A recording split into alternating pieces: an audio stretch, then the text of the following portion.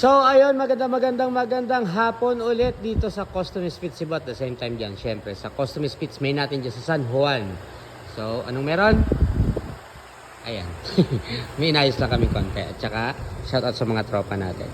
Retrofit Kings, kay Custom Spits, syempre, ang advanced leveling system at sa tropa natin sa MK Wheels. Anong meron dito? Eto. Meron tayong i-demo sa inyo. Last time, yung video natin ay sa mga problema na, let's say, iniwan mo naka-air down. Tapos, meron tayo dito sample na valve, 4-way valve. Well, same lang din naman to kung ang valve ninyo ay 2-way valve. Yung ganito lang itsura. So, ito kasi is 4-way valve for ALS. Yung 2-way valve is for pressure base. Titingnan natin to, yung mga video na ginawa ko last time. Ano yan? Yung problema na pagka iniwan mo naka-air out, yung kotse mo is pagbalik mo naka-air up na. So yun, dito yun. Dito ang problema nun. Bubuksan natin to, papakita natin sa inyo kung paano to buksan. May tamang proseso to kung paano to buksan. Kuha lang kayo ng number 14 na open range. Yan, ganyan yan, no? Chip. So yun, bukas na to. So ayan, natanggal na natin yung mga tornilyo. Ang kailangan na lang is tanggalin natin tong ibabaw na to. Ito, binuksan ko na to para mabilis. Yan. Ito makikita nyo dyan mga bossing. Tatandaan nyo lang to kung saan siya nakaharap. Ito. Tatandaan nyo lang. Baka mamaya pagbalik nyo baliktad. So, iba na yung sequence nyan. Pagka pinindot nyo sa control, mag-iiba yan. So, ito na yan. Medyo wala kasing humahawak eh. Ayan. Ayan mga boss. Yan ang loob niyan. Lagay natin dito. So, eto na. Ang loob nito mga bossing ay, ang tawag dito ay may piston to sa loob. So, ako, iba ang ginagawa ko dito. Mark, pahawak. Tutok mo lang dito. Ayan, ganyan lang. Ang ginagawa ko lang dito mga bossing ay yung tornilyo dito sa ibabaw kanina, binabalik ko lang din yan. Typingin pa ako sa 14 na open. 14. Oo. So yan, dalawang tornilyo, dalawang nut. Yan. Ilalagay mo lang yan dito. Tapos 14 na open range.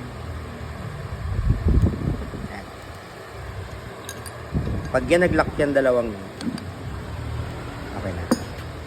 Yan. Mabubuksan mo na to. Mabubuksan mo na yan.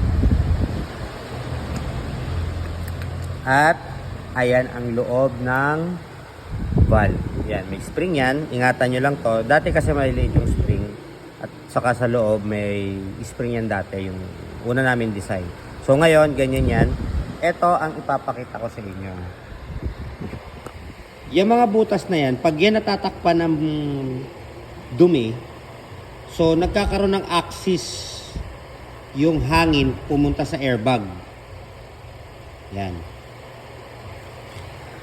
Ang nagko-control kasi dito mga boss, yan dito, ay ito. May solenoid dyan. Yan. Yan yung nag-activate dyan. So, once na hindi nakalapat ng maayos, dito sa butas na to, ito piston to. Yan.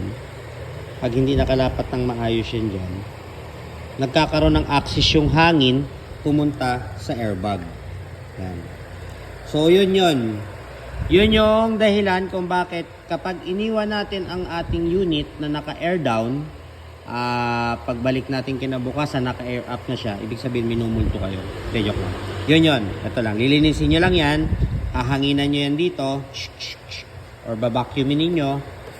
Kung halimbawa front, may nakalagay naman dyan, ayan, may nakalagay naman dyan kung saan yung umaangat, either front right, ayan o, ibig sabihin ng FR, front right, rear left, front left.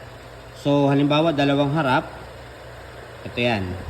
So ito lang yung bubuksan ninyo, or ito. Kapag umaangat ng kusa, dito yan. Pag bumababa naman ng kusa, dito yan.